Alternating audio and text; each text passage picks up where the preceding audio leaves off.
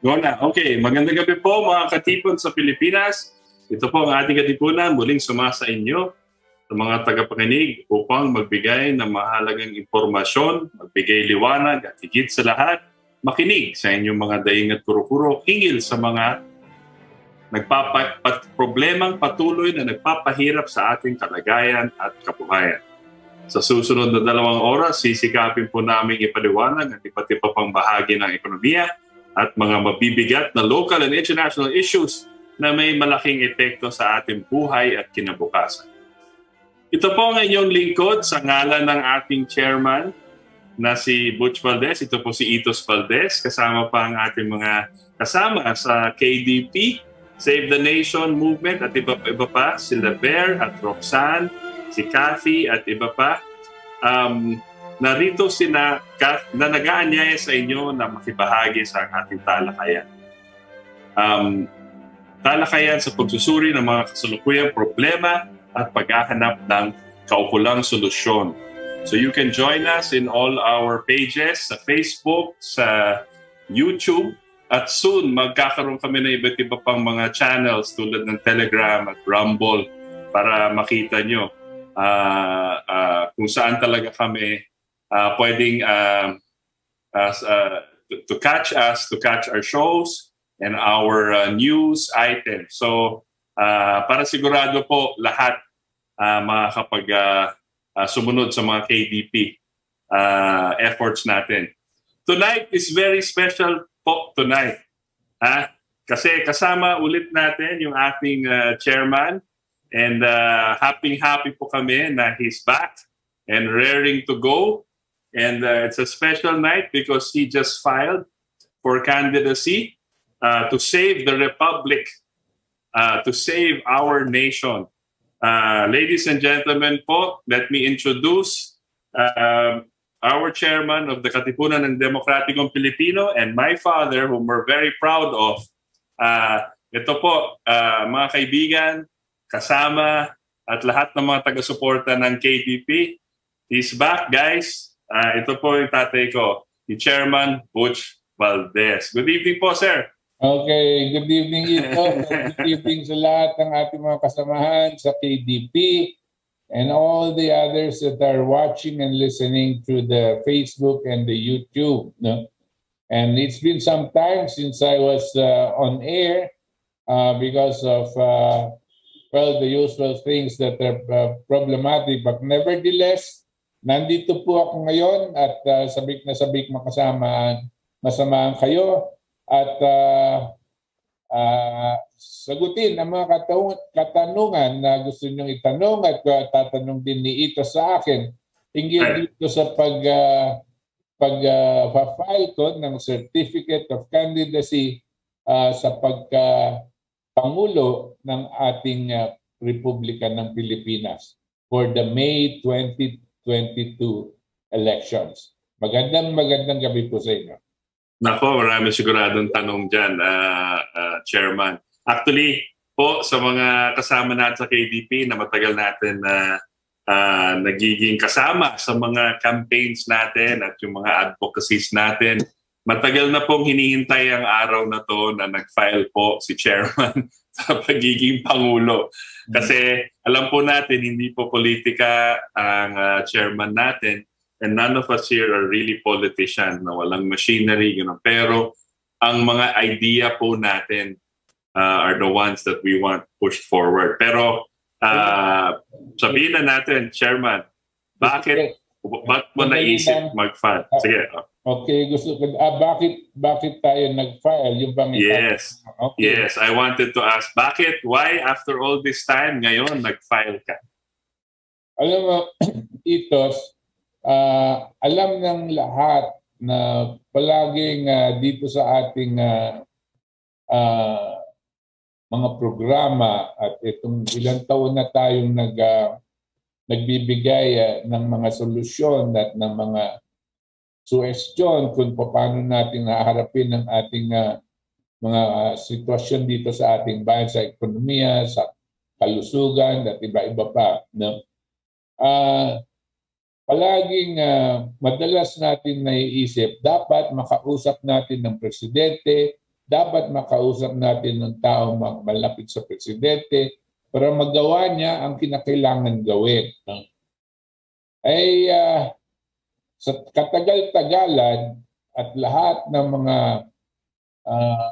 gagawin natin pamamaraan para makausap ang ating Pangulo ay hindi natin nakakausap for many reasons. No?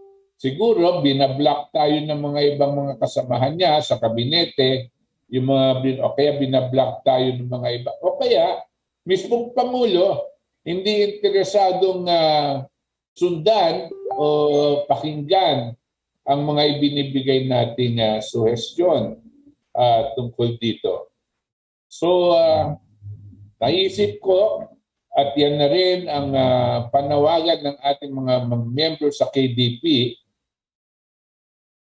kung meron kang gustong gawin na tama, no, huwag mong ipapaubaya sa iba. Kinakailangan ikaw na ang gagawa para nakakasiguro ka na yung gagawin na tama ay siyang magagawa. So that is what I have decided. Many of our members of the KDP have also told us that we are a national party. And as a national party, it is incumbent upon us that we should have a presidential candidate. Over the past few months, I have been conferring with one particular presidential candidate. I don't have to mention his name. And I was given the impression that they were agreeable to our position with regard to the economy and with regard to certain measures for our health crisis.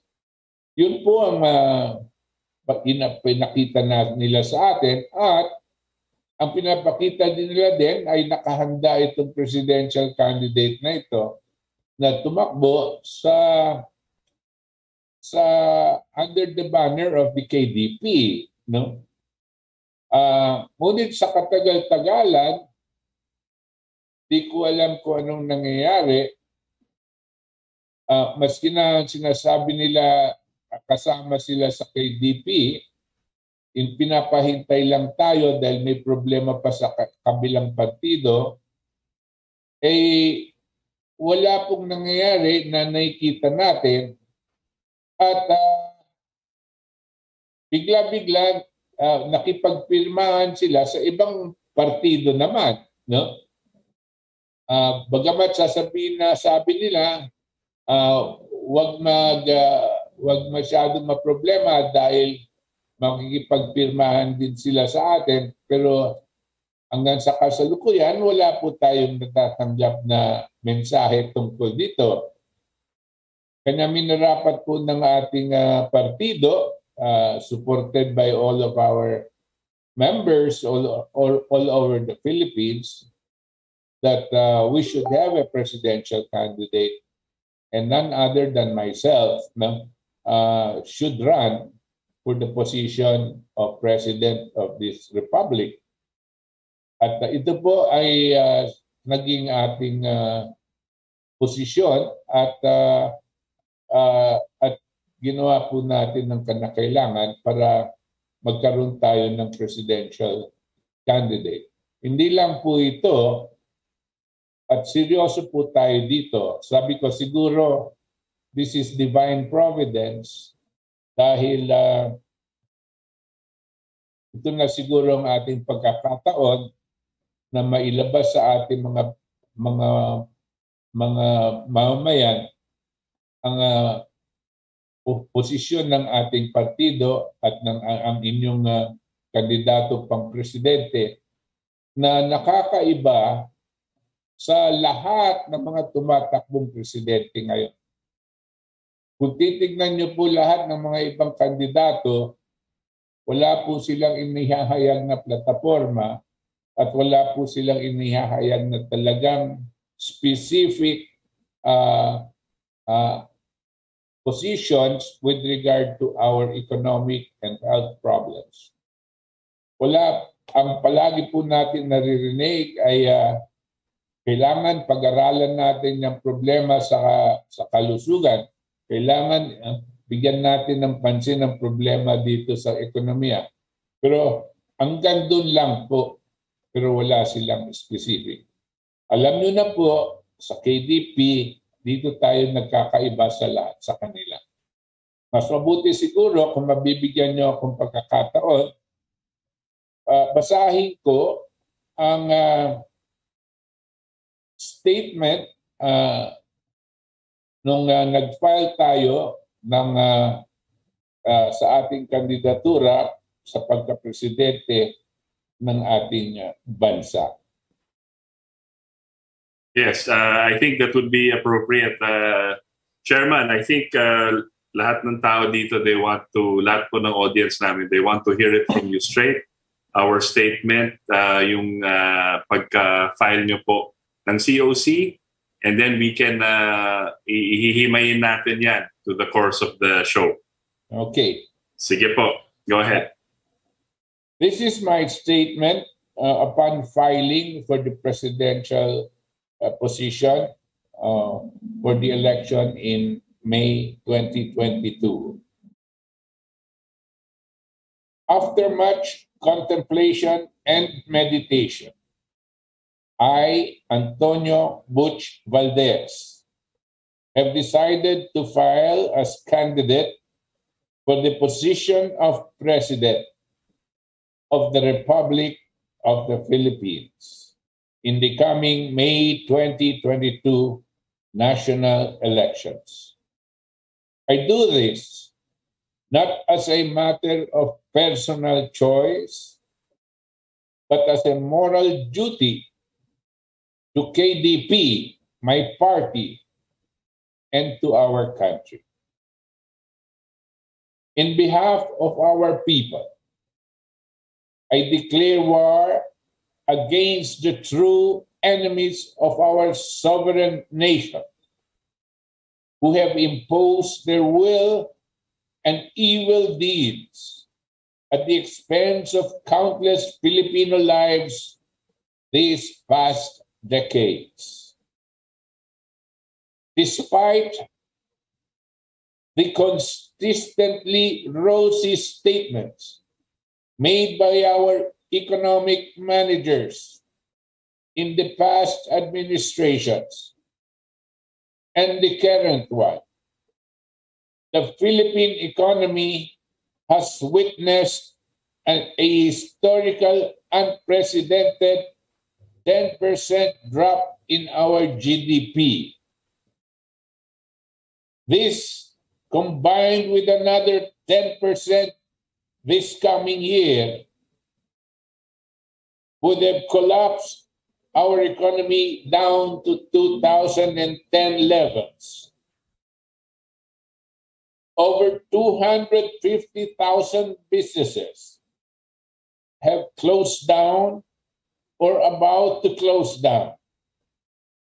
And at 4 million people have been out of work.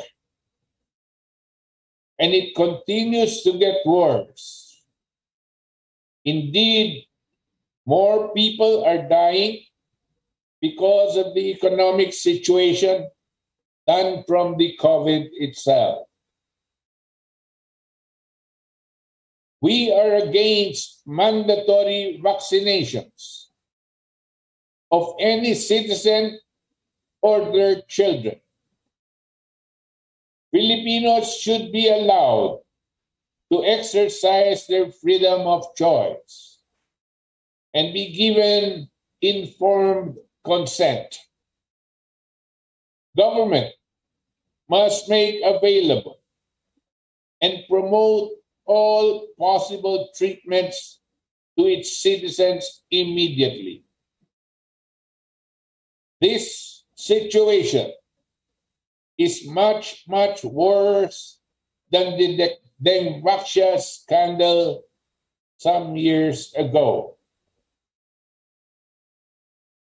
I will invoke the constitutional provision of Article 12, particularly Sections 17 and 18, mandating the leadership to take over our public utilities in times of crisis in order to provide immediate relief to our people to save the nation, particularly to take back control over our electricity and water and give our people the needed relief from the heavy burdens brought about by private conglomerates in conspiracy with corrupt government officials through onerous and immoral policies of privatization. We will be laying out our full program of government in the coming weeks. We are a party of principle, not of convenience, a party of ideas and not of personalities. We are the voice of the forgotten Filipinos, victims of incompetence, massive corruption, manipulation, immoral and onerous legislation, faulty economic programs, all designed to increase poverty, sickness, and mortality. We fight for our freedom from want, freedom from fear, freedom to pursue our happiness towards a new renaissance. We will use the power of our Constitution to enforce and guide our policies towards the benefit of our people. With God's grace and intervention, trusting on our people's determination to fulfill our quest for a true Philippine Renaissance with like-minded patriots, establish a true republic of, by, and for the people, whose aspirations of life, liberty, and the pursuit of happiness remain inalienable and inviolable. We shall succeed. Mabuhay ang lupang hinirang. Mabuhay ang patriotikong Pilipino.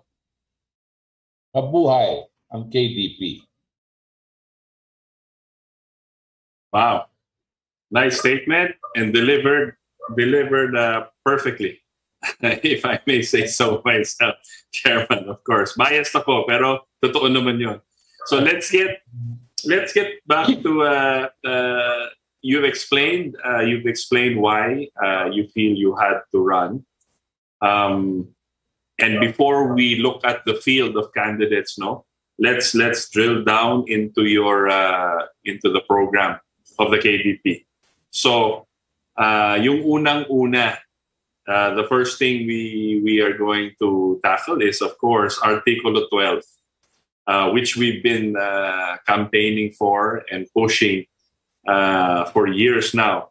Nung tumakbo po kayong senador noong 2019, yan po ang parang banner natin, parang laban sa oligarko at laban sa abuses of the oligarchy. Now, please kindly elaborate on how exactly we can use the Constitution to get back our rights as a nation and to help our citizens immediately to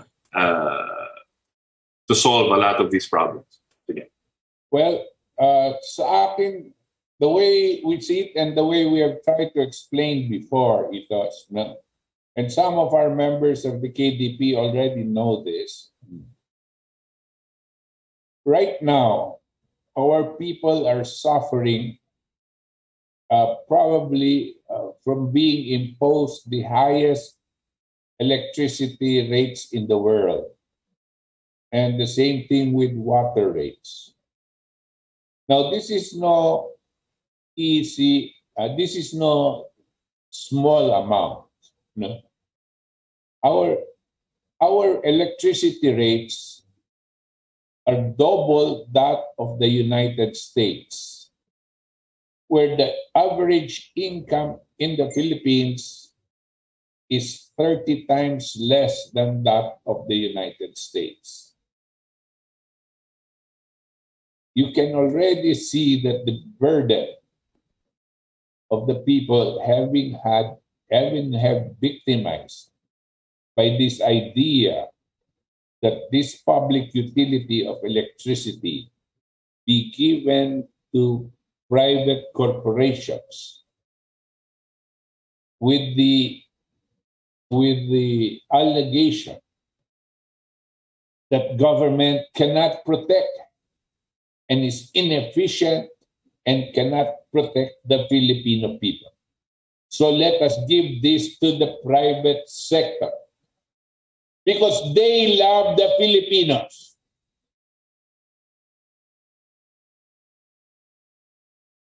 Nothing can be further from the truth.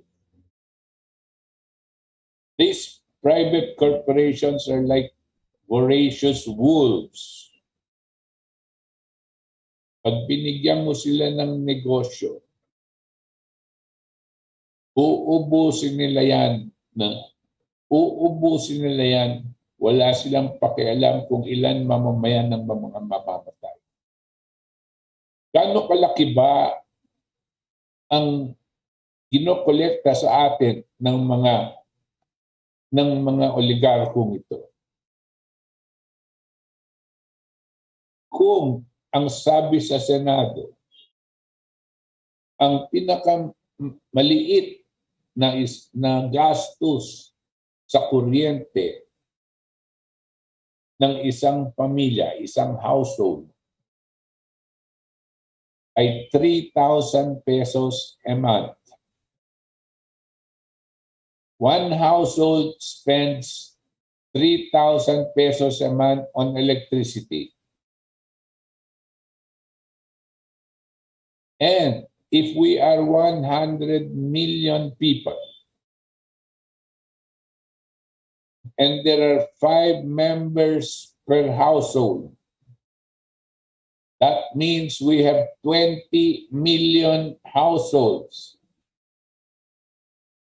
paying the minimum amount of 3,000 pesos a month. 3,000 pesos a month multiplied by 20 million households, 60 billion pesos ang kinokolekta ng 8 korporasyon. 8 korporasyon kumukolekta ng 60 billion pesos sa ating mga maliliit na mga pamilya. Pero ang singil niyan, 60 billion, ay hindi lang po sa ating mga kumukonsumo ng kuryente. Ang mga pangangalakal, mas malaki pa ang kinukonsumo nila. The businesses are paying much higher than us in household units. Pero hindi natin masyadong alam kung magkano. Kanya ang gagawin natin, doblehin na lang po natin para madali natin i-compute.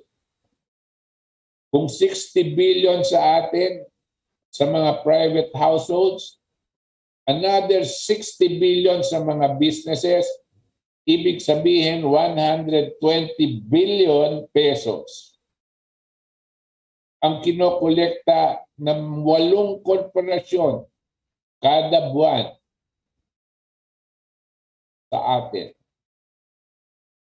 120 billion pesos kada buwan, multiply mo by 12, aabot po tayo malapit-lapit na sa 1.5 trilyon.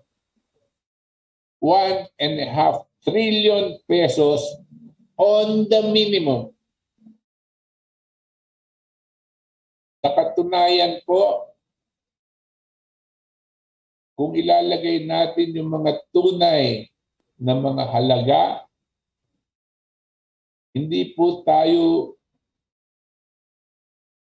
magkukulang pag sinabi natin sa kuryente ang kinokolekta nitong 8 korporasyon na ito, mga oligarko, ay 3 trilyon, 3 trillion pesos a year sa atin. Alam niyo po ba yung 3 trillion? Kung ang 1 million, 6 na zero, ang 1 billion, 9 na zero, ang 1 trillion, 12 zero. Hindi na po kasya sa calculator ninyo. Ang kinokolekta po nila sa atin ay 3 trilyon, higit sa 3 trilyon kada taon sa kuryente pa lang. At ang kinikita nila dyan sa 3 trilyon ay hindi kukulang sa 2 trilyon kada taon. Ibig sabihin, if they collect 3 trillion pesos, their profit is 2 trillion pesos.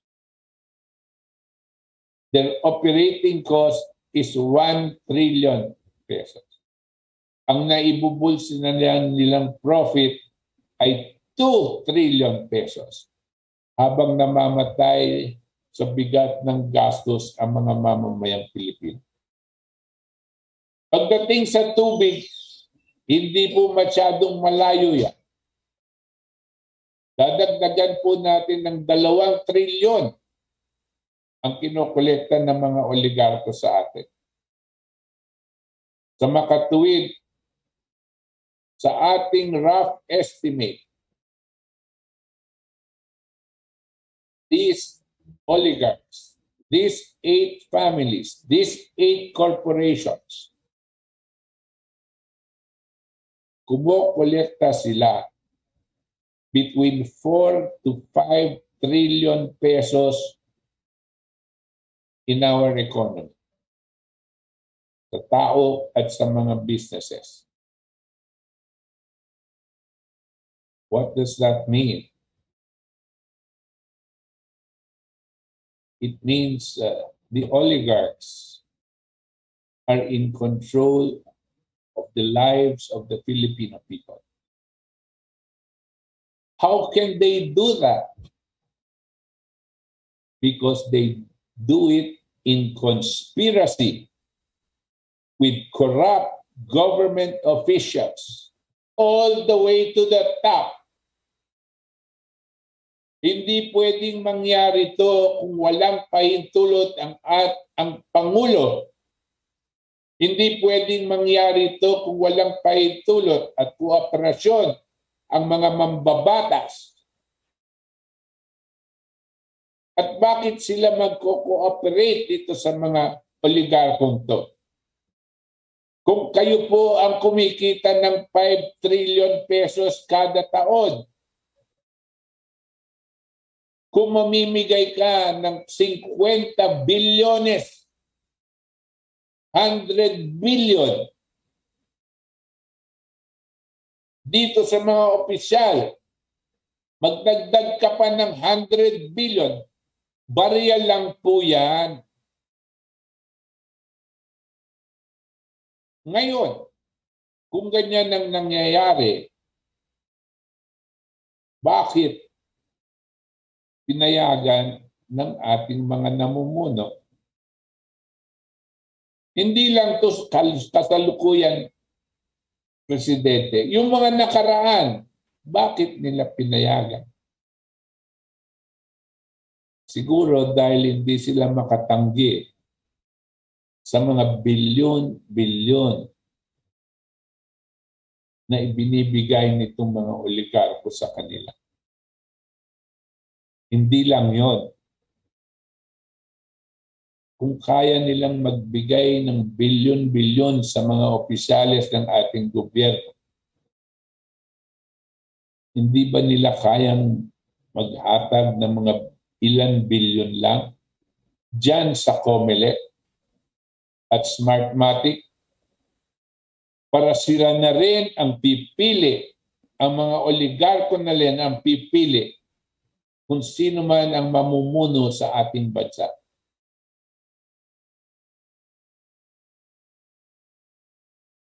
Huwag niyo po akong hingan ng ebidensya. Alam natin nangyayari po yan. Pag nakakita po kayo ng may umuusok, alam niyong may nasusunog. Maski na hindi niyo nakikita yung apoy, alam niyo kung malaki yung usok, malaki yung sunog.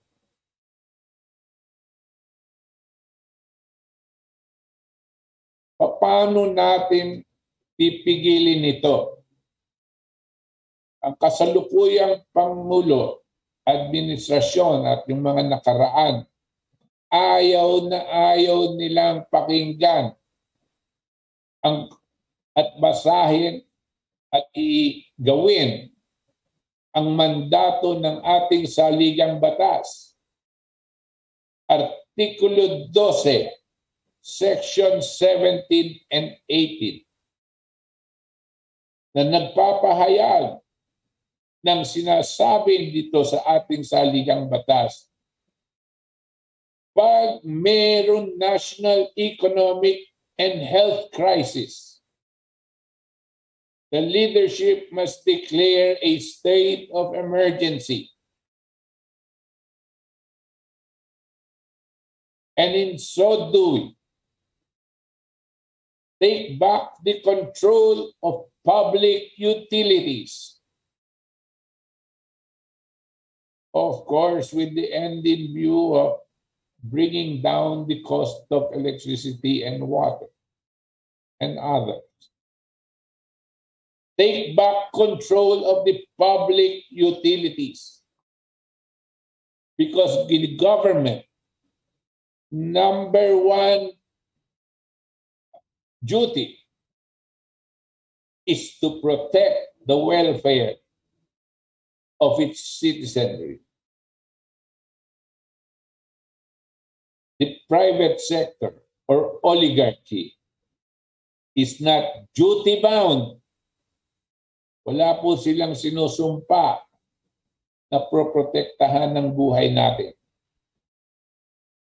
Ang may kasumpaan na ganyan ay ang ating liderato, ang ating gobyerno, at ang ating mga mambabatas, at ang ating Pangulo.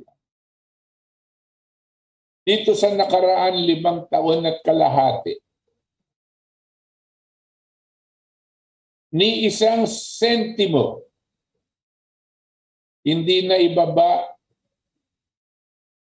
ng ating Pangulo ang singil sa kuryente at sa tubig.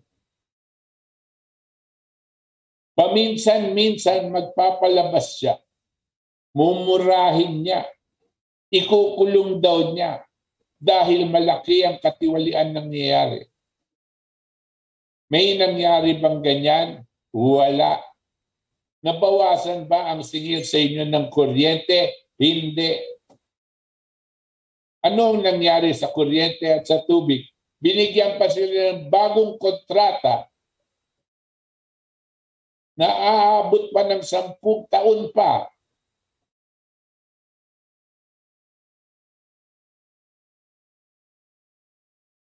Na iipitin at sasakalin ang taong bayan. ang lahat ng mga ibang gobyerno ay hindi pinamimigay sa pribado sektor ang kuryente at tubig. Kung minsan meron silang kasamang investor na private sa kuryente at tubig, ang nangingibabaw, ang humahawak at control ng electricity rates ay ang gobyerno. Hindi katulad ng nangyayari sa atin ngayon. Parang binibigay po tayo sa mga lobo, sa mga ganit ng lobo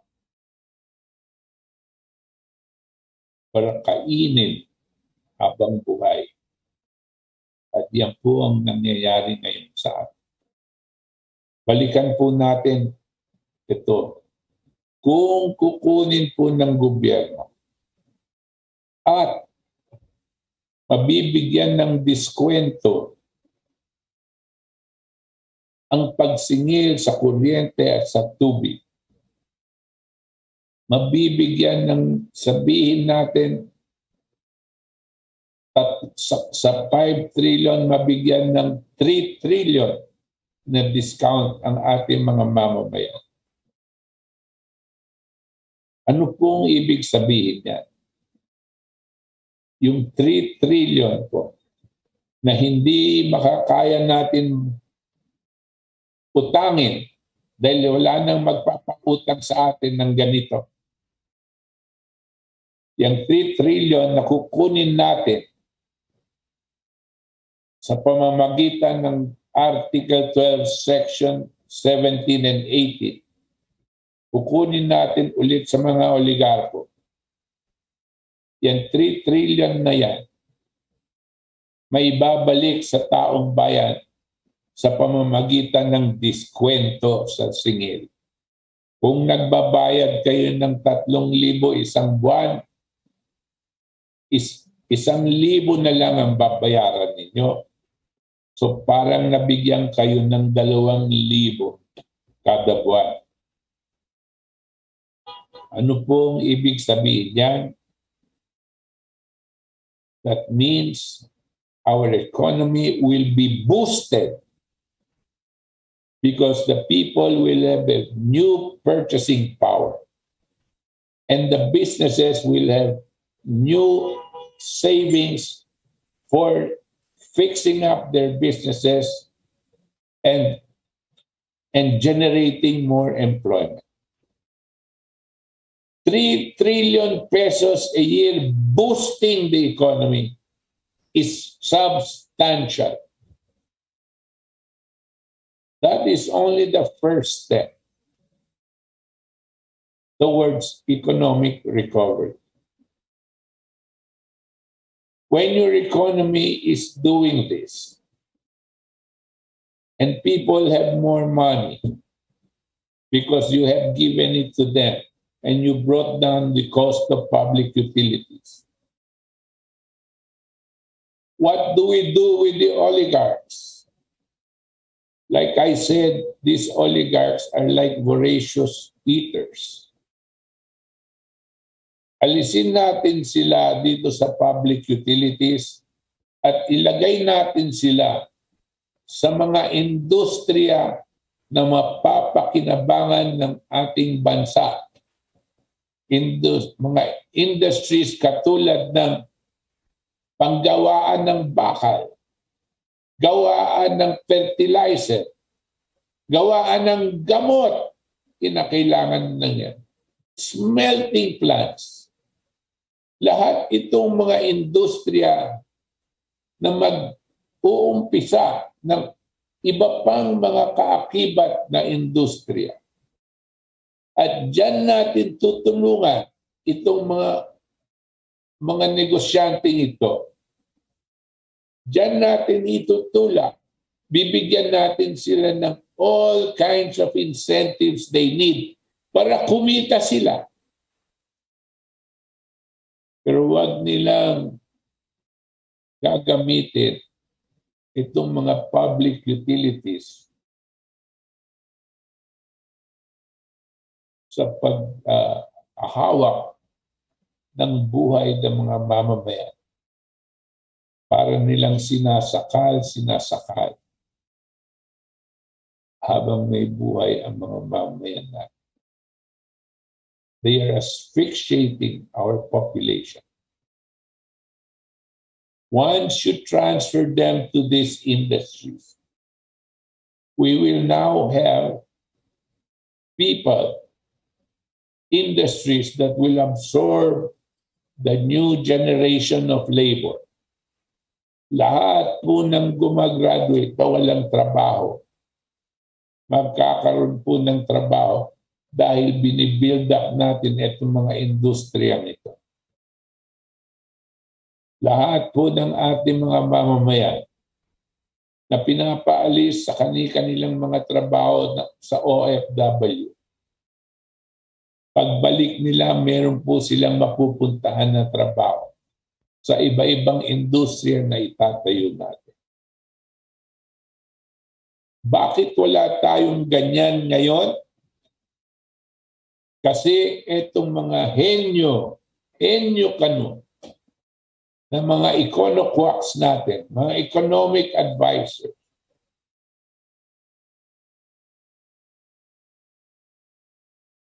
ginawa nila tayong service economy imbes na maging producer economy.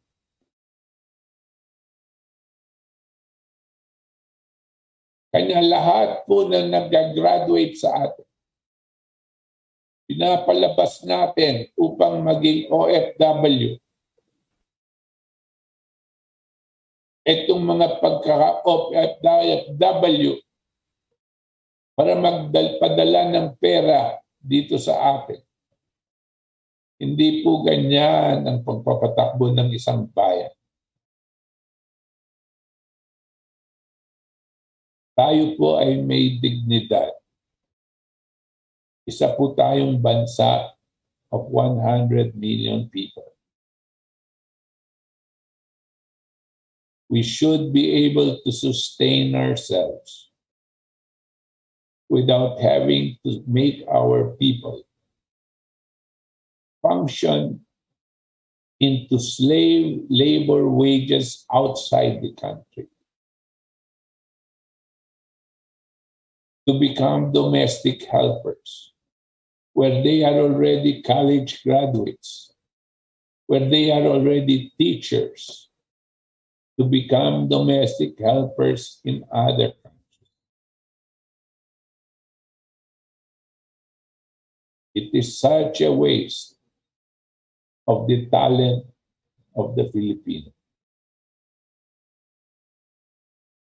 Yan po in a nutshell.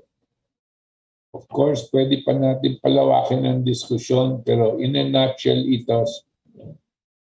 that is what the position of the KDP and yours truly is going to be pushing in this campaign for May 2022. Right.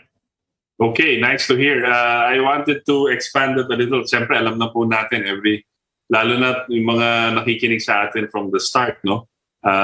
Nung dati pa, since we started ng Ating Katipunan. And it's nice to hear Chairman Butch Valdes talk about this. But I wanted to expand also.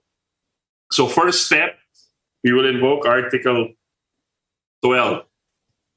Particularly Section 17 and 18. Ang Artikulo 12 po, yung buong artikulo is about national economy and patrimony. So magandang basahin po yan as a whole. Pero in this particular case, ang gusto ng KDP isulong ay yung 17 and 18 na immediately kailangan gawin. So I'm sure pag nahalal ang ating Pangulo na si Butch Valdes, yan ang day one ang gagawin niya para sa atin. Now, but that's just the first step nga, di ba po? Ang sinasabi natin. That's just the immediate step to provide relief to our countrymen. But that's just a couple more bullet points that you can give our audience po, at least for tonight, na parang, okay, after the first step, ano ang kailangan natin gawin to start rebuilding the nation? In terms of economic policy po, maybe a little bit more tidbits before we move on to health and then foreign policy. Sige po. Unang-una ito, gusto ko lang idagdag na itong gino-compute natin, sabihin na natin mga 3 trilyon pesos na may babalik sa ating ekonomiya pag napairal natin itong Article 12, Section 17, 18. The 3 trillion pesos is not borrowed money. Hindi po natin nihiramin. Kasi kukunin natin yung kinikita ng oligarko at ibabalik natin sa taong bayan. Pangalawa, yung 3 trillion pesos na yan ay hindi natin i-imprenta. Therefore, it is not inflationary. We will just transfer it from the pockets of the oligarchs back to the coffers of the Filipino people. So we are not printing more money, therefore it is not inflationary. And thirdly, it is free of corruption. Why? Because we are giving it as a discount. Automatically, nandyan na sa taong bayan yung savings nila at hindi na dumadaan sa mga barangay-barangay. Pag binigyan mo ng discount, automatically yung savings ay nasa tao. This is the beauty of this system. As I was saying, what we will do with the other oligarchs is to move them towards beneficial industries so that we will transform our economy back into agro-industrial development. But you cannot have agro-industrial development unless the basic infrastructure is put in place. And the most basic infrastructure that is put in place in not necessarily these highways and these tollways that are being built by the oligarchs. The more important infrastructure is energy and water. Now, it has been proven that nuclear energy is the most efficient source of power. It is the cleanest, the cheapest in terms of kilowatt per kilowatt hour, and the most efficient because it works 24/7. We have a Bataan nuclear power plant which can start, if rehabilitated, which can start between 12 to 18 months as soon as the rehabilitation starts. Only 12 to 18 months. And you will be pushing a major source of energy. Aside from that, the income we derive from pushing for the nuclear power and starting to collect with that, we will fund the construction of other nuclear power plants that are smaller in scale and cheaper and faster to build. Itong nuclear power plant natin, pala siyang Rolls-Royce. Yung ibang nuclear power plant models ngayon ay parang mga bantam cars. Mga maliliit na kotse, mabibilis at bumibigay ng power. Dito sa atin, pag makita natin ang gagamitin natin na source of financing will come from the money generated by the nuclear power plant in Bataan, tapos ipipiggyback natin yan, makakapagpatayo tayo siguro ng mga 6 o 7 pang nuclear power plants na ilalagay natin sa Mindanao at sa Visayas at sa Luzon. Pag meron kang nuclear power plants, meron kang enerhiya, marami kang mapapaandar na mga pangangalakal. At ito rin ang gagamitin natin sa paggawa ng potable water. Ang mga bagong modelo ngayon ng nuclear power plants ay kayang magtayo ng nuclear-powered desalination plants. Ginagamit lang yung extra heat ng gagaling sa planta na nuclear at yung sobra na hindi kinakailangan na init ng power na otherwise will evaporate. We can harness that and use it for desalination plants. Ang desalination plants po ay sumisipsip ng tubig alat at ginagawa pong fresh water. At pag itong mga ito ay tabi ng dagat at meron tayong an endless source of water. Hindi na natin kakailanganin maghintay ng rainy season para makapagtanim at gumawa ng sakahan. These are important types of infrastructure. Yung pong mga ilog natin, kinakailangan maglagay tayo ng mga maraming dams. Ngayon, yung mga existing dams, binigay din nila sa pribado sektor. Kinakailangan akuin ulit ng gobyerno. At yung dams na yan, maggagawa ng imbakan ng tubig para magkakaroon ng artificial lake. At ang pagkontrol ng labas ng tubig diyan sa mga imbakan ng mga dam,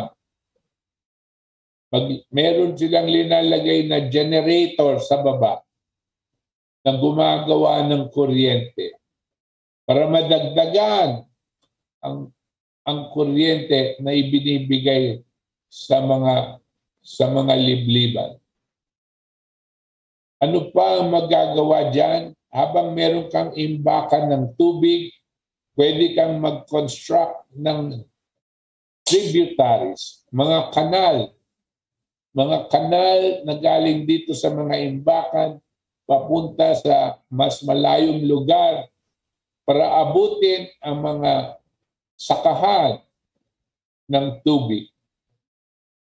Nakikita nyo na itong buong sistemang ito ay magbibigay ng malaking produksyon sa ating agrikultura.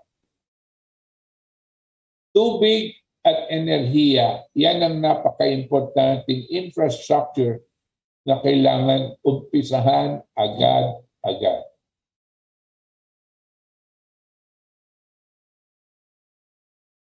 Yan ito.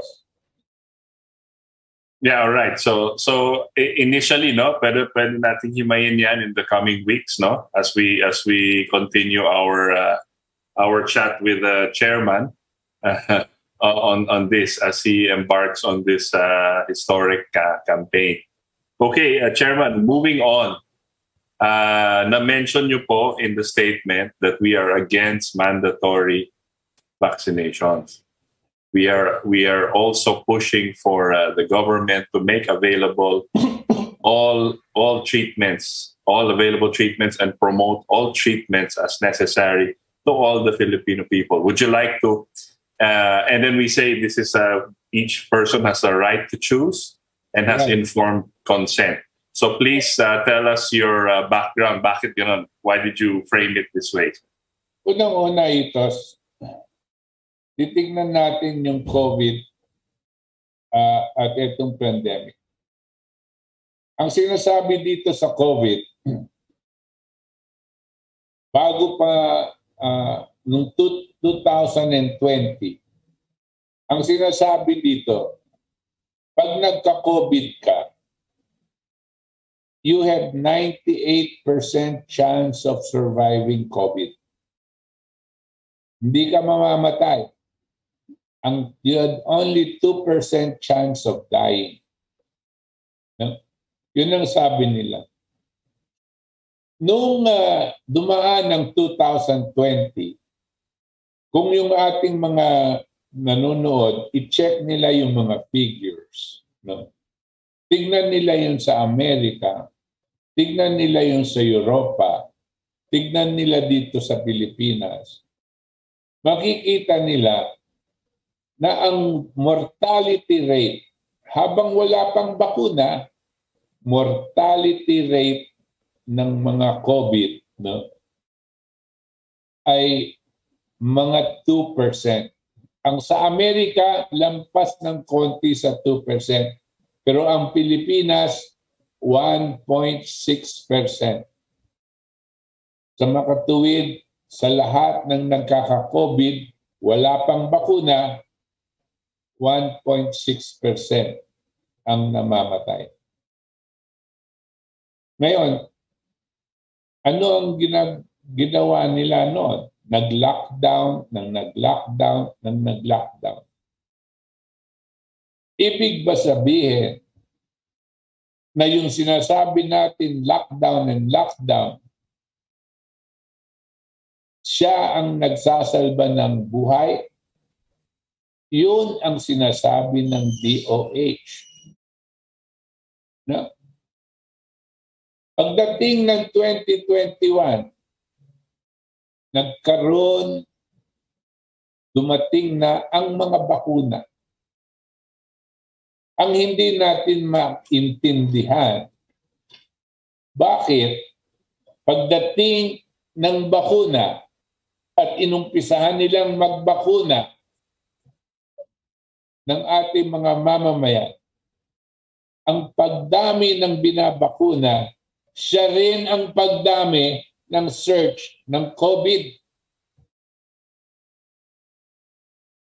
Yung mga manunuri sa atin, nakita nila na yung mga mismong binabakuna o nabakunahan ay patuloy nagkakaroon pa rin ng COVID.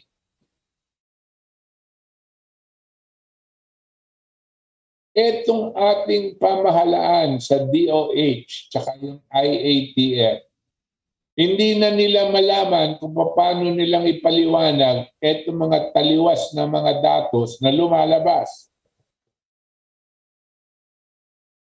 In the meantime, lockdown, ECQ, MECQ. Ano po ang nangyari? Sinarado nila ang mga pangalakal at pinigilan nila ang taong lumabas sa kanilang mga bahay upang magtrabaho at makakain. Dito sa nakaraan, halos 2 taon na ngayon, tanong nyo sa sarili nyo, dahil walang trabaho ang tao, ang sabi nila 4 million lang. Sa akin pong palagay, mas malaki dyan. Dahil walang trabaho ang tao, ilan po sa palagay nyo ang namatay sa gutom at sa sakit na hindi COVID, pero nagkasakit dahil walang sustansya ang kanilang mga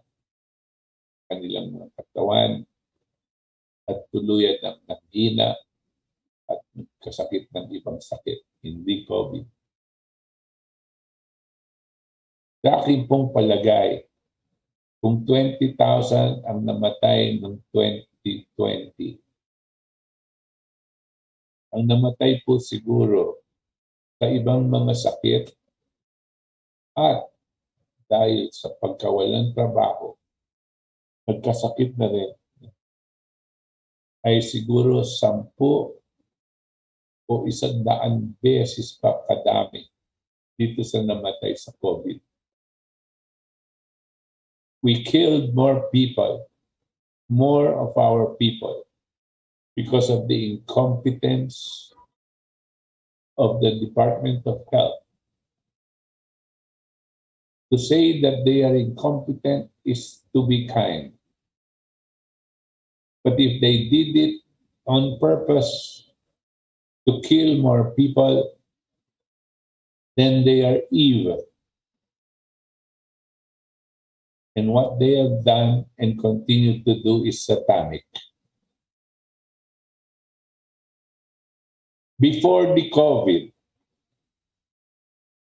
our statistics in health, before the COVID, in 2019, 2018, 2017, the average number of deaths due to pneumonia is 70,000 a year. There are 70,000 deaths a year before the COVID. Why did they not say that we have an epidemic of pneumonia? Before the COVID, there are 50,000 deaths a year only because of flu. Why did they say that we have an epidemic of flu? Before the COVID, we have other deaths coming from different issues, different diseases and viruses. Dengue, those that meningitis, those that have other kinds of mosquito-borne diseases, insect-borne diseases. Why were they silent? Why all of a sudden have they started to talk about COVID as a principal killer up to now?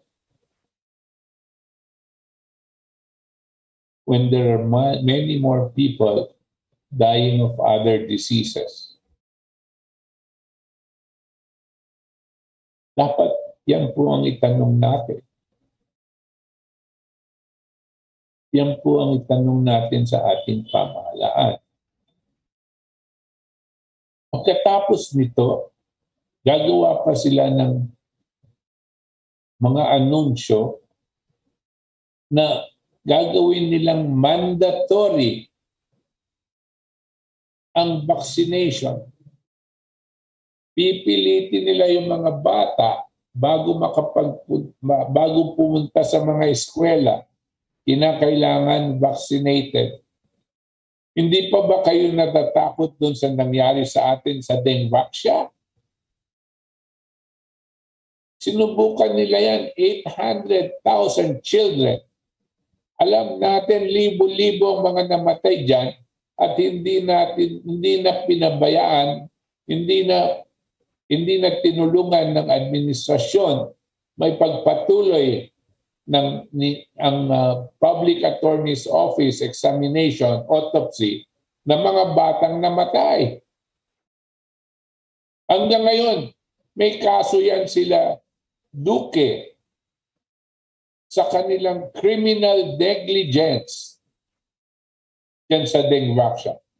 Ngayon, etong COVID, which is 100, almost 1,000 times worse than what they're doing, what they did to dengue. And they are doing it with full force of government, seeing to it that 100 million Filipinos are going to be inoculated by an experimental vaccine. Yung pong sa dengue, 800,000 na bata yon. Ito ang gusto nilang bakunahan, 100 million people. At bakit tayo papayag?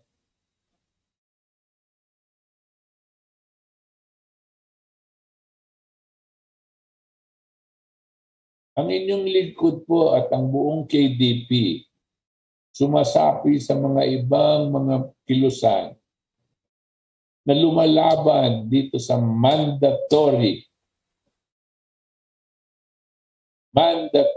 vaccination. Bigyan po natin ng kalayaan ng tao sa kanilang sariling kalusugan. Kung gusto nilang magpabakuna, pues magpabakuna sila. Kung gusto nilang mag-ivermectin, pues mag-ivermectin sila. Kung gusto nilang magpabunan, pues magpabunan sila. Pero bigyan natin sila ng kalayaan kung paano nilang lulutasin ang kanilang kasakitan na nanggagaling sa COVID. It is an infringement of a human right. Actually, it is the right to life. Because up to now, those are experimental vaccines. Maski na yung mga nabakunahan, tapos nagkakaroon ng COVID, ang paliwanag sa kanila, magkaka-COVID ka maski na bakunahan ka na, pero hindi masyadong grabe. Para huwag kang magka-COVID, magpabakuna ka ulit. So 2 bakuna na, nagka-COVID ulit. Ganyan talaga yan dahil may bagong strain. May Delta strain. Kaya kailangan magpabakuna ka ulit. Hanggang saan ba ang katangahan ng mga mamamayang Pilipino? Hanggang saan po tayo magpapaloko dito sa mga ito ng kanilang layunin? Meron mga tao diyan talagang layunin nila pabawasan ng populasyon natin.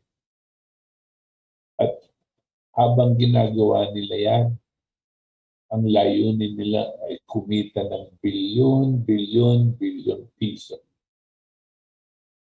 Habang pinapatay nila ang mga mamamayang Pilipino. Kanya po tayo, laban po tayo dyan sa mandatory vaccine. Ano po ang kinakailangan gawin natin? Kinakailangan po natin gawin yung sinabi ko tungkol sa Artikulo 12, Section 17 and 18. Pangalawa, pabuksan natin ang mga pangangalakal. At pangatlo, payagan lumabas sa mga tao upang magtrabaho. Palaganap natin ang mga gamot katulad ng ivermectin at turuan ang mga mamayan gumawa ng nebulizer o mga suob. Itong mga iba-ibang paraan para labanan ang matinding trangkaso. Kasi itong COVID ay walang iba kundi matinding trangkaso.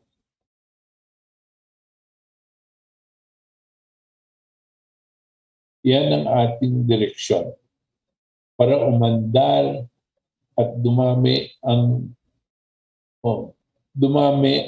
ating mga mamayan na may trabaho at magiging malusog sila at mapaandar natin ang ekonomiya papunta sa kaunlaran. Ang ginagawa ng ating kasalukuyan gobyerno, ang sinasabi nila ganito. Sa aming palagay, sabi ng economic manager, next year, mahusay ang ating ekonomiya. Wala siyang sinasabing dahilan. Kung hindi, dahil nabakunahan ng mas maraming Pilipino, wala nang iba. Babalik na tayo sa normal. Nahihibang ba sila? Anong normal ang babalikan mo? Yung negosyong nagsarado, paano niyang basta-basta papaandarin yan? Wala siyang kapital. Kinakailangan niyang umutang. O nagkalugi-lugi na at hindi na kayang magbukas ulit. Anong normal ang sinasabi niya? Yung mga nawalan ng trabaho, nagsirahan ng kanilang pinagtatrabahuhan, saan sila kukuha ng trabaho ngayon? Anong normal sinasabi nila? Kasi dungalingan niya. Ang importante, ito pong sinasabi natin, na akuin agad ang public utilities, paandarin ang ekonomiya by injecting 3 trillion pesos a year into the economy. When you inject that 3 trillion, para siyang may booster shot. Yan ang magic vaccine. At pag nagkaroon ng mas maraming panggastos ang tao, mapapaandar ang mga ibang negosyo at iikot po ang ating ekonomiya. And when we move towards industrialization, you will see if that becomes our template, you will see a growth rate of the Philippines surpassing that of China in 1990s, where China was growing at an average of 10% per year. This is the only way for us to really recover and move towards a Renaissance Philippines. Our country right now is lucky in the sense that we have something to boost our economy. We can get from the mistakes of what we had done before, from the impact of privatization, we can get from there and use it to boost our economy. Other economies do not have this luxury. Meron tayong pagkukuhanan at bababawasan ng kita ng mga oligarko, ilipat natin sila sa mga tamang industriya at magkaroon ng General Economic Development Program at mabibigyan natin yan ng direksyon na hindi lang pang-anim na taon, gagawa tayo ng Economic Development Program that will be prepared for a 20-year development program, 30-year development program, and a 50-year development program. At sana mailagay natin ito sa ating saligang batas para wala nang makakapag-iba ng direksyon ng pagpapaunlad sa ating bansa. That is the general plan of the KDP ethos. Okay, siyempre to all of those listening tonight, mag-expound pa kami ng ating plano and our program of government in the coming weeks. And we will see. Susuriin po natin, and we have developed a blueprint po of development in the next 100 years or so. Pero nakakataba ng puso the way Chairman talks about we will be able to achieve a growth rate similar ng China. Kasi China yung pinaka-recent example na they transformed their economy into what is now one of the biggest superpowers in the world economically and transform the lives of their people, 1 billion plus people. E tayo siguro kaya-kaya na natin, 110 million tayo. Pero before we answer the questions, I will give another last question to Chairman.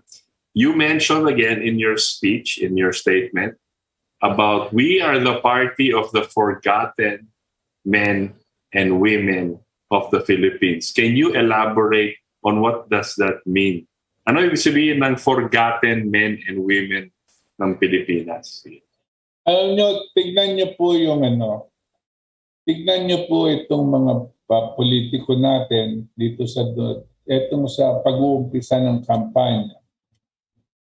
Hindi na nila pinag-uusapan ng taong bayan. Ang pinag-uusapan lang nila yung winnability, popularidad. Hindi nila pinag-uusapan yung kahirapan at yung kamatayan na idinudulot sa ating mga mahihirap. Marami pong namamatay sa atin ngayon. Malaki pong numero yan. At wala tayong ginagawa sa ating pamahalaan na at least mabilang natin yan. Isipin niyo po, kung kukuha tayo ng 100 Pilipino, 100 Pilipino,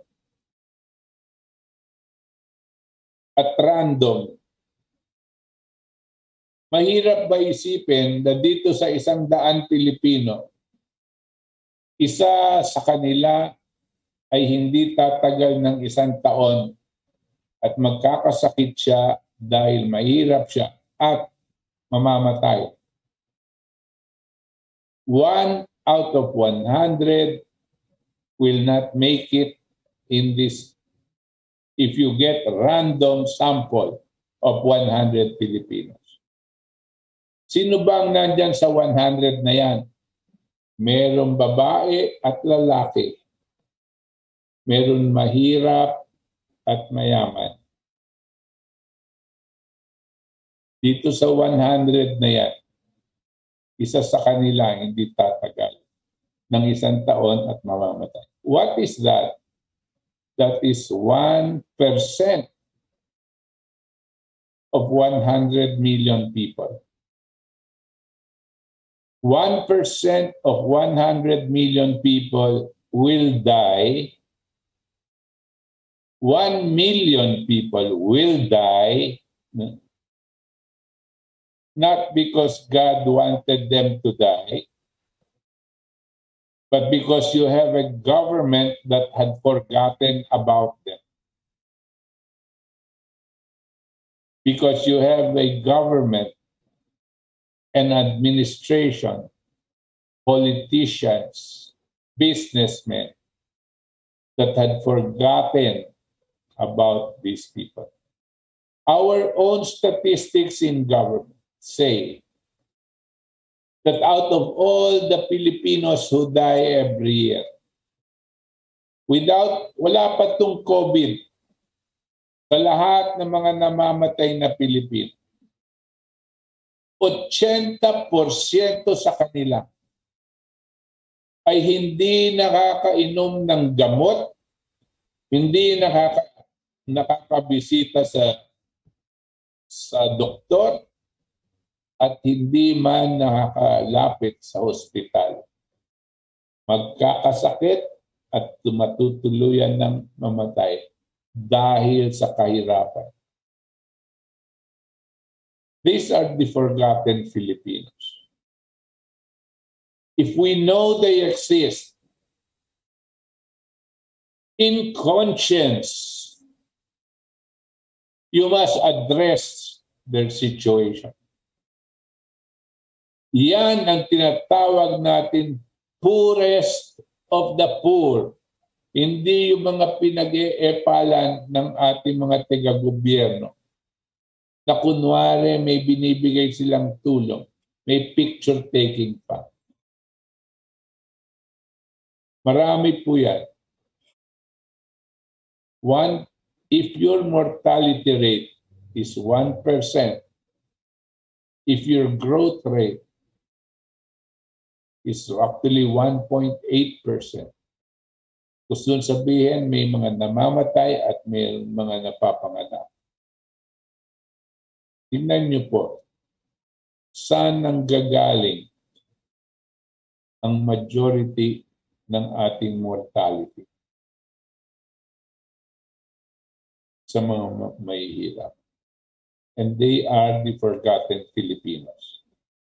Kung meron tayong konsyensya at kung yun ang tutuunan ng pansin natin,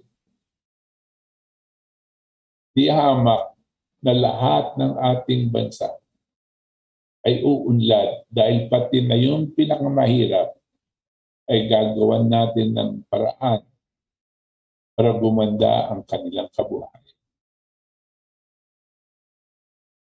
That is what we mean by the forgotten Filipinos. I wanted to comment lang, dagdag ko lang po. May lumalabas ngayon sa Facebook a study na yung mga classes ng tao, A, B, C, D, E. Ang pinakamarami daw yung D. Most of that. D and E make up about 85%, right, of the voting population. Ang nakakatuwa po dyan, ginagamit po ng mga tinatawag natin mga political analysts na napaka eksperto daw sila, studying how these people will vote, how our fellow citizens will vote. And ito yung ginagamit ng both sides kasi doon ka kay Lenny, doon ka kay Bongbong Marcos, doon ka kay Duterte, at lahat na, at Isko. At nag-a-analyze po sila on Facebook, nakikita ko, and the news, na kung sinong lamang sa kanila, kung paano manligaw daw sa 85% ng mga Pinoy. Ang nakakatuwa, tayo lang po sa KDP ang nagsasabi, may problema kung 85% sa taong bayan ay class D and E na under the poverty line. Diba? Yeah. Yun ang tamang analysis. Bakit ganyan? Paano naging ganyan? Most of yung mga kababayan natin ay under the poverty line. Ibig sabihin doon, tama yung sinabi ni Chairman. They cannot afford adequate health services. They cannot afford electricity, water. That's 85%. And I'm sure it's even bigger, di ba, Chairman? Yes. Yes, of course it's right. Even bigger. But the way they're approaching it, these economic managers, if you look at their economic program, you will always see there population control as one of the steps for their economic programs. Population control means gumawa ka ng paraan para mas maraming mamatay. Paraan mo na mas maraming mamatay o mas maliit ang mapapanganak. Birth control or to hasten the demise of the other older ones. Yun ang kanilang gustong gawin. Huwag mong suportahan ang mga retirees at pigilan mo ang pagpanganganak. Birth control and withdrawal of support of the retirees in the city. Ganyan ang kanilang nasa isip sa isa sa mga solusyon ng ekonomiya. Hindi po makatao yan, hindi po maka-Diyos, makademonyo po yung ganyang klaseng sistema. Oo nga, yun ang napansin po natin na yun ang, siyempre, politiko na ngayon and everything, pero hindi nila talaga pinipinpoint o hindi nila, wala silang sagot. In other words, politika lang ang gamit nila sa taong bayan. Anyway, I wanted to go into the text messages po right away now para makita rin at masama tayo sa kasi hanggang 9 o'clock lang tayo. So we wanted to cut off with RMN para hindi tayo hindi abrupt yung ating transition to online, no? Pero if with your indulgence, sige, any last statement before we read the questions? Kasi I'm sure po maraming mga questions natin ngayon. That's why medyo maaga tayo. I'm sure you will address some of those questions. But before we answer, you have any statement po? Well, katulad po ng sinabi natin dun sa umpisa, ako po ay hindi ako politiko, hindi ako naghangad na mamuno, at ang talagang gusto ko lang maibahagi ang ating kaalaman para matulungan ng ating mga liderato. Ngunit sa aking paningin dito sa mga sumasalang ngayon na gustong maging presidente, wala po sa kanilang isip na ihango ang ating mga mamamayan dito sa kahirapan. Wala po sa kanilang idea kung paano nilang gagawin ang pag-ahango. No solutions. They will promise, as politicians promise, but no solutions. Ang inyong lingkod po at ang KDP, merong imumungkahing mga solusyon. Hindi natin po nabanggit ang mga mungkahi po natin tungkol sa agrikultura, tungkol sa edukasyon, tungkol sa social welfare, tungkol po sa foreign policy at national defense, lahat na. National defense. Marami po tayo, lahat solusyon. At ano po yan? Konektado po yan sa isang national objective. Yung tinatawag natin vision of a leader, so that we will achieve this level of quality of life for the Filipinos in 10 years, in 20 years, and in 50 years. No? Ganito po ang direksyon. Diyan po tayo nakatutok. Because we must remember, it is the future that determines the present and not the other way around. Kung ano ang gusto natin mangyari sa buhay ng mga ating darating na henerasyon, yun ang magbibigay ng direksyon na ano ang gagawin natin ngayon papunta doon. It is the future that determines the present and not the other way around. Nice. Okay. Magbasa na tayo. It's about, we have about 27 minutes before we, and ang gagawin po natin, we will read as much as we can, and then we will give time for final statement of our chairman before we end the show. So, there, Roxanne, can we read? All right, here we go. Teresita de Leon, good PM po, Sir Itos at Pangulong Butch Valdes. Magandang pakinggan. Salamat po at meron tayong matibay na kandidato sa pagkapangulo. Asahan po nyo ang aming suporta. Thank you. Axiboy Lifestyle. Sir Butch, kahit hindi kayo manalo dalawa ni Pacman, handa kaming kakayanin ang hirap ng pagbabayad ng tax para sa mga magnanakaw na yan. Pero never namin sila iboboto, mga kawatan. Yan. Rain. Good luck, Sir Butch, sa election 2022 at sa pagkapangulo at lahat ng KDP senators. O nga pala, may tumatakbo mga senador rin. Si RJ Abellana po, ang ating kakampi dito, at si Ray Valeros. Captain Ray Valeros, who have shows also here that are running. Also, yung ating kaibigan from One Dakila, si Aaron Sugilon, is also running pero not under KDP po. I think it's another party. Pero siya po yung One Dakila. They have a show also here with Jet about how you can fight for your rights. Sige, ano pa? Boy, si Harold Respicio din tumatakbo sa Congress. Okay. Boyet Perearbas, good evening po, KDP. Mabuhay po kayo. Boboto ko kayo muli, Sir Butch, dahil alam kong tama ang ipinoto ko kahit hindi manalo nanalo nga ang binoto nila, magnanakaw naman at matutulog lang sa Senado. Watching you from Subic. Pearl Lynn, mabuhay. Liz Mara, good to see you again, President Butch Valdes. Yan. Christopher Cruz, go, go, KBP, Artikulo 12, now na. Correct. Carlita Ocampo, Empeño, mabuhay pa kayo, Prof. Valdes. Magandang mitiin nyo sa bansa natin, Sir Butch. Revin Hatol, mamatay ang dilawan.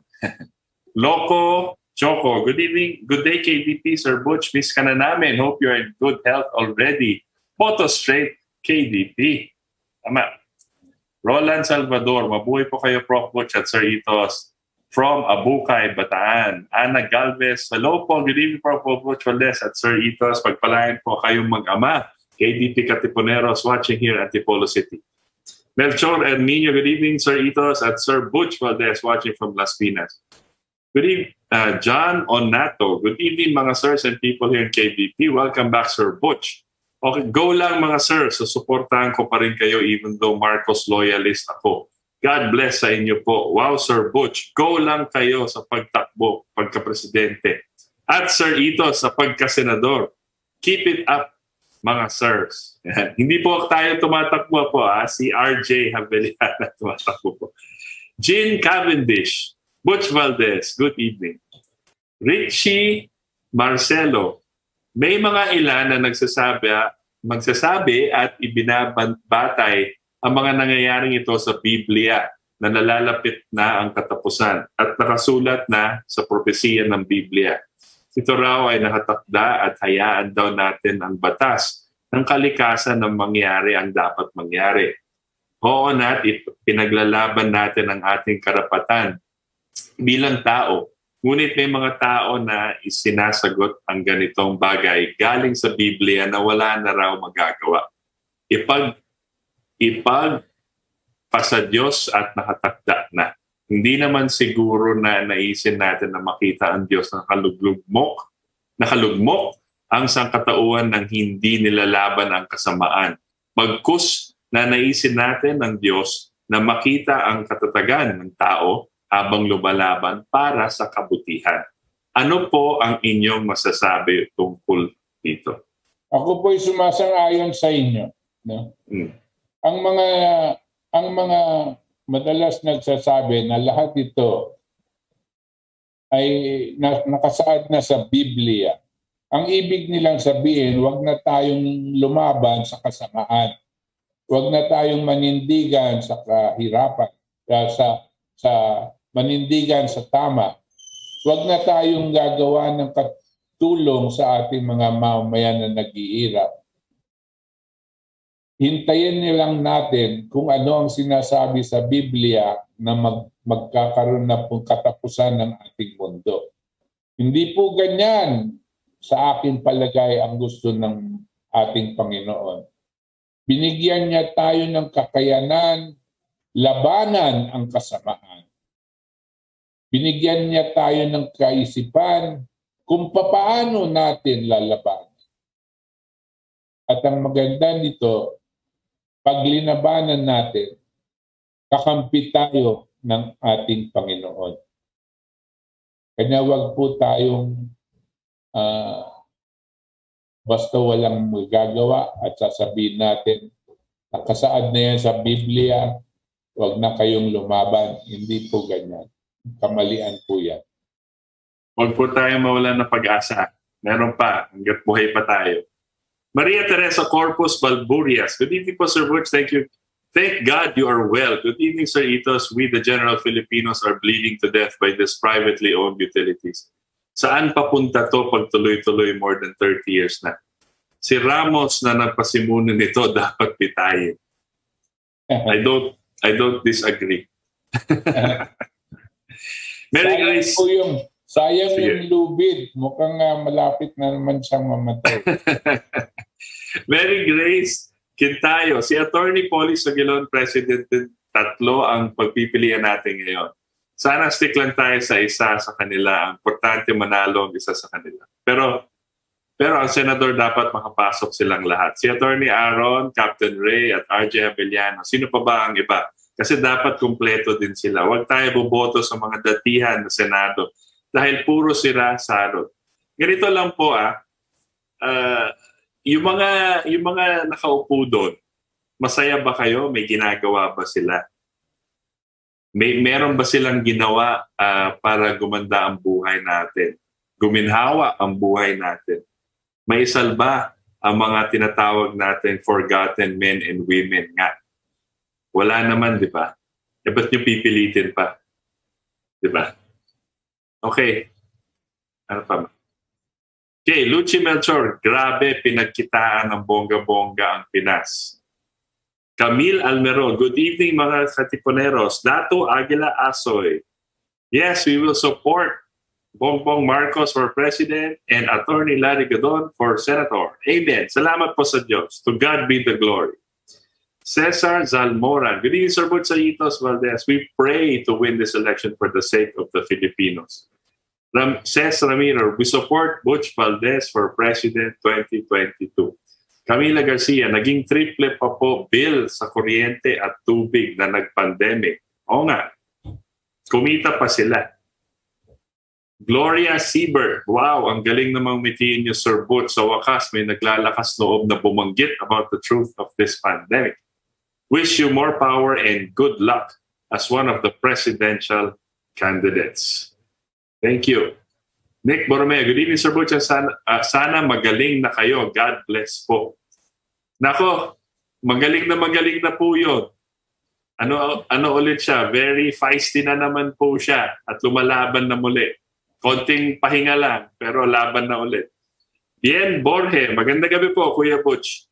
Lourdes Cal, good evening, Professor Butch Valdes, watching from Accra City, West Africa. Yes, I will vote for you and also to Sir RJ para sa tao may puso sa bayan. At kayo na po yun, mga sirs. Testasmin, hello, avid supporter here and fan of Prof. Butch Valdes and Eats Valdes. Good evening, idols. Nida Tenoso, good evening po sa lahat. Go, Sir Butch Valdes for President. We will support sa ikabubuti ng lahat. God bless us all.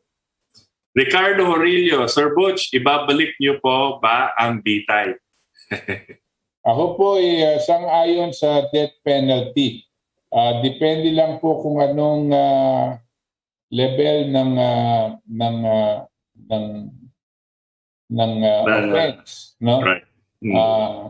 Yung mga drug lords, palagay ko po, importanteng mapatawan yan ng death penalty. Yung pong mga plunderers, yung pong mga magnanakaw sa gobyerno, no? Pag umabot po ng ngayon 50 million plunderer ka na no?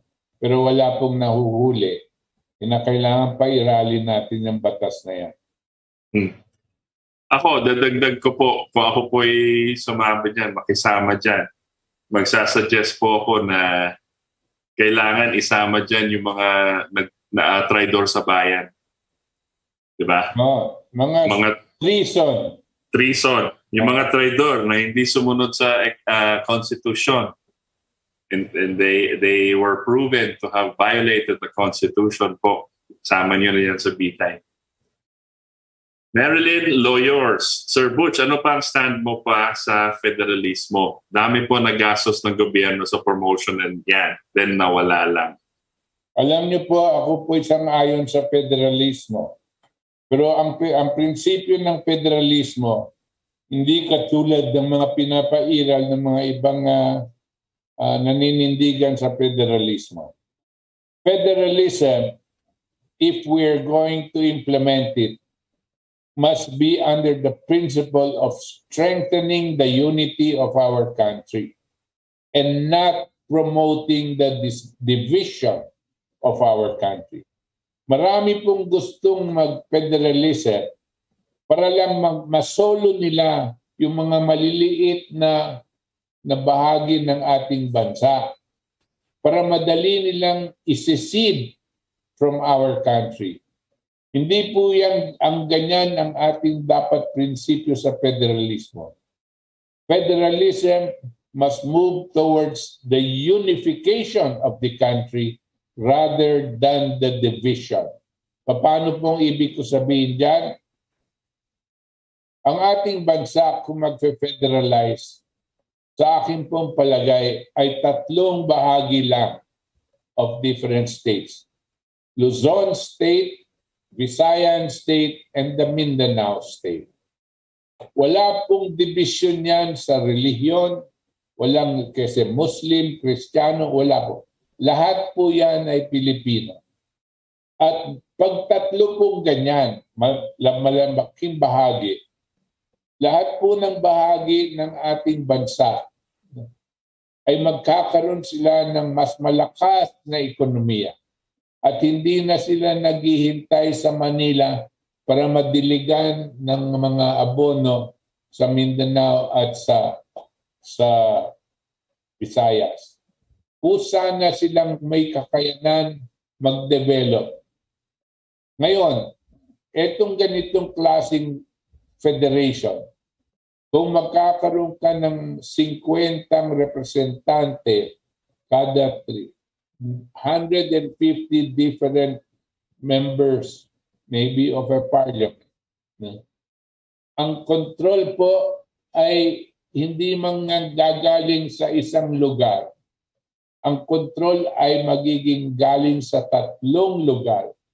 Kanya po ang sinasabi natin, it will strengthen the unity rather than divide our country. Yung pong nakita natin mga proposal dati sa federalization was moving towards easier division of our country. Mali po yun. Okay, again, magandang pong tanong yan. And we will again expound in the coming weeks as we move forward with this campaign. Sige po. Okay. Okay. Benjamin Gutierrez, kamusta kay Ver? Sana maulit yung pakikita natin sa Luneta, sa may Kalabaw. We're back 20 years ago kasama si Butch. Sa Luneta yon? I don't know. 20 years ago was 2000. Diba? 20 years ago na ba yun? Di pa naman siguro. 20 years ago daw, sabi niya. Noel Yuichi, matatameme ang lahat ng presidential candidates but si Prof. Butch ang lalatag ng plataforma. Papapahiya silang lahat. Bullseye, mabuhay ang Pilipinas. I agree with you 120%. Wala silang plataforma, hindi sila makapag-articulate ng kanilang mga programa, at wala silang ideas of how to rebuild our nation. Kami lang po meron, and it is Prof. Butch, Chairman Valdes that has the blueprint. Eric Otis, magandang gabi po Sir Butch at Sir Itos. God bless. God bless you, Eric. Glenn Buwan, pakilinaw lang po, akala ko ba ang Gising Maharlika ay kaalyado ng KDP? Bakit meron silang sariling presidential candidate? Hindi ko po alam yan. Dapat itanong natin sa Gising Maharlika. Right. Kasi itong mga nakaraan na araw, nakaraan weeks, mukhang nagkaroon sila ng alitan sa loob ng Gising Maharlika. At hindi ko na po sinubaybayan kasi internal po yung kanilang mga usapan doon. At wala tayong magagawa, ganyan po talaga mga ibang Pilipino. Right. And I think tama Glenn. Pwede mo naman silang tanungin on their page. Nandun pa rin naman sila. Roland Salvador, happy viewing from Abukay, Bataan. Magandang gabi po mga KDP at sa inyo Sir Butch Itos at Sir Itos. Reynaldo Eduarte, DNPP should operate at once. Sayang ang pinuhunan dyan. Mga oligarko lang gumawa ng black propaganda para hindi mag-operate ang DNPP. Nako, alam nyo naman dito sa KDP, tinutulak po natin talaga ang nuclear energy program. Dati pa. Jobberl Lerjab. Iboboto kita, Chairman Butch Valdes. Mga katulad mo ang kailangan natin sa gobyerno. Tunay na lingkod ng bayan. Mabuhay ka, Chairman. Salamat po. Gloria De Leon will vote for you. Evelyn, Sir Butch, napakaganda at napakalinaw po ng plano nyo sa ating bansa. Halos perpekto po. Wala akong nadinig na ganyan sa mga kumakandidato. Iboboto at ikakampanya ko po kayo, Sir Butch. Mga kababayan, sana po maging matalino tayo sa ating pagboto. Walang malaking pondo ang pangangampanya si Sir Butch. Tulungan po natin siya at ang lahat ng KDP candidates. Together, let's save our beloved country. Wow. Thank you. Couldn't have said it better myself po. Magandang statement po yan. Thank you. Carlos Natividad, mawawala COVID pag nawala si Duterte at IATF. San Bem Santos, watching from Plaridel and Balagtas. Good evening. Good evening. Ricardo Limse, kayo po, Sir Butch, ang kalutasan sa panloloko, pananakot, kahirapan at pagsira ng ating ekonomiya na ang naging ugat nito ay nanggagaling sa WHO na nagpagamit na naman ng ating DOH. Kaya sir, sumasa inyo sana ang awa ng ating Ama na ikaw ang diyang dapat mamahala sa ating bansa. Wow. Dom Smarty, because sir, they've been briefed what to say by their evil father. Federico Mana, mag-share tayo kahit bawat isa sa atin ay 10. Dadama yan, parang domino effect. At kapag nagawa natin ay sigurado mananalo tayo Luzon, Visayas at Mindanao. Ito ang nakikita kong paraan para manalo ang ating chairman at mga kandidato ng KDP. Tama, Federico, I agree with you. Share lang ng share, organize. Norlene Casimero, ang KDP lang ang nakipaglaban sa bakuna. Tama po kayo, sir.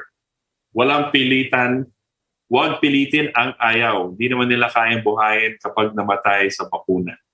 Sasabihin pa nilang may sakit kaya namatay. Mga kababayan, gumising po tayo. Laban para sa ating pamilya. Huwag maging eksperimento tayo. Emerson De Gracias, oo naman, hindi pwedeng turukan kung walang consent. Maski sabihin mandatory, wala namang supply para sa 110 million. Mahirap din magpa-register. Anong policy o order ba ang nagpipilit magpapakuna? Hindi mo naman maipipilit ng mga administer na bagay na wala sa possession mo. Raf XV, obvious kasi pera ang motibo nila. Palamunin ng perang palasyo at mga kabinete. Kaya alam na natin kung saan papunta mga boto natin. Mabuhay Chairman Butch at KDP, our road to recovery. Ramon Gallardo, my vote is for you. May nabakunahan, army man, first day nilagnat, uminom ng 2 ivermectin, second day lumala, third day grabe na, nag-check up sa doktor sa ospital, operation sa utak ang kailangan, may clot sa utak, di nagpa-opera, umuwi. Pinayuhan ko mga halamang gamot ng Diyos, ginamit niya lahat, sinunod lang ang dapat gawin. 4 na araw na totally healed na siya. Nag-duty na sa kampo, pinagaling ng Diyos. Ron de la Cruz, parliamentary form po ang federalization, I'm assuming is asking. Depende po sa atin yan. Kung papasok tayo sa federalization, pwede tayong mag-parliamentary form. Nasa tao po ang may magandang advantages ang parliamentary system. Meron din disadvantages, no? Ang parliamentary system. Kasi yung federation na may presidential system katulad ng Estados Unidos, ang bumoboto po sa namumuno ay ang tao. Presidential system, yung binoboto po ang presidente nila ng mga mamamayan. Pero sa parliamentary form po, ang mamumuno po dyan ay yung tinatawag na chancellor o kaya prime minister. Ang bumoboto po sa kanya ay hindi direkto mga tao, kundi mga miyembro ng parliamentary, no? Ng parliament. Ibig sabihin, parang yung kongreso, sila ang boboto kung sinong mamumuno. Hindi po yung taong bayan. Pag-isipin po natin mabuti yan kung anong gusto natin. Okay, praise God, hallelujah. Marisa Lily Balubar, praise God, hallelujah. Marisa Cesar, I wish you 100% good luck, Sir Butch. God bless KDP. Hi, Sir Itos. Hi, Marisa.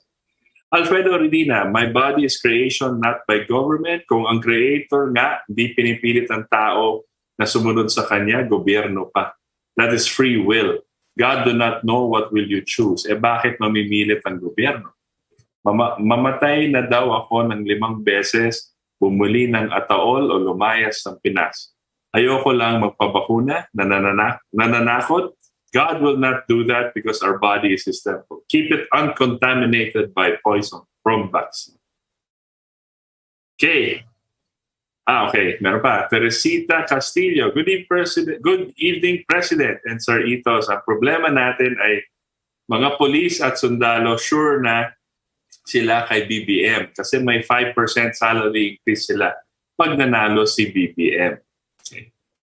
Lenny Villanueva, kinakampanya ko na po kayo, mabuhay po kayo. Thank you, Lenny. Marie Chris Mercado, aanhin ang magaling at magaling sa batas pag nanakaw naman. We need a leader, action, and solution. Big no for Sara. I'm assuming Sara Duterte. Lodovico Diza, ang Valdes nyo ay S. Mother ko is Valdes C. Ilocano din po ba kayo?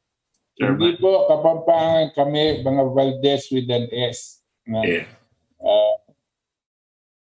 Luis Gerald, good evening po sa Itos Valdes and welcome back po, Sir Butch. Ron de la Cruz, ang nais ng Diyos ay magtagumpay ang katuwiran o logos. Samson Fran Malunes, hindi po hadlang ang walang bakuna sa pangungumpanya. Kasi baka suspendihin ng Facebook sa araw ng pangungumpanya. Sana po ay mga ihahanda kayong pamamaraan sa pangungumpanya kasi wala pa po kayong bakuna. I don't know how to answer this. Ron de la Cruz, agrarian reform po, lupa sa mga magsasaka at mga pautang sa mga ngisda, lalo na sa Mindanao, para sa Muslim brothers and Lumad brothers. Okay. Kaya natin mag-agrarian reform, pero isipin natin mabuti po. Dahil ang agrarian reform, ang kalupaan dito sa Pilipinas, ay sa aking tingin ay 3 bahagi. Yung mga taong may-ari ng lupa, meron isang bahagi yan. Yung isang bahagi naman, ang lupa ay pag-aari ng gobyerno. No? Yung pangatlong bahagi naman, ang lupa ay nasa mga bangko. Yung mga nagsangla ng lupa. Ngayon, ano po ang una nating ikokumpiska para maibigay sa tao ang lupa? Pag-isipan po natin yan. Kasi ang gobyerno dapat maghahanap ng mga lugar para maging sakahan ng ating mga mamayan. Marami pong lupa ang gobyerno na hindi po nila ibinabahagi sa tao. No? Yung pong mga bangko na may hawak ng lupa na sinangla sa kanila, kinakailangan gumawa tayo ng batas na yung lupang yan ay will not stay idle land. They have to make it productive land. If they don't make it a productive land, then it will be confiscated to be distributed by government. Pangatlo po, yung mga pribadong individual na may mga lupa din. Kung meron kayong lupa, kinakailangan maging productive land yan. Tutulungan kayo ng gobyerno para gawin yung productive land, gawin yung sakahan, gawin yung taniman. Kung wala kayong gagawin dyan at you will make it idle for 5 years, I think government should step in to confiscate it, to distribute it to those that will make it productive. Okay. Good. All right. So that's all the time we have for tonight. First, we want to thank, pasensya na, 9 o'clock ha. Lumabol tayo sa radyo. First, we want to thank our chairman for coming on today. Tonight, welcome back. And and good luck in our campaign. He will be with us again every week if he can para to tell us all about our program. Marami po tayo madi-discuss for the Philippines in the coming weeks. Maganda po yung discussion na yan. Together, we will build our nation. So, Chairman, before we do an extra, any final words till next week? Gusto ko lang din paalala sa ating mga kasamahan that I decided to run not out of careless ambition. I decided to run because of my duty to God, my family, my people, and my country. This is very simple, and I hope that all of you will be inspired by this so that together we will be rebuilding our nation into a new renaissance. Isang bayan po na bagong pagsilang. Maraming salamat po. Okay, that does it for us tonight. Sa ngalan po ng ating mga katipon dito sa Ating Katipunan at sa magagaling na staff ng ZDXL Radio Mo nationwide. Kami po ay pansamantalang nagpapaalam at nagpapasalamat na sinamahan niyo kami ngayon. Ang Hora de Peligro ng ating bayan at ng buong mundo. Salamat sa ating mga kaibigan sa Tech, si Bear, si Roxanne, si Cathy at mga kasama pa natin sa KDP. Dito sa Ating Katipunan. Hanggang sa linggo po muli, mga katipon, 7 to 9 p.m. Catch us on Facebook, YouTube at lahat na. Panoorin niyo ulit to. Magandang gabi po sa inyong lahat.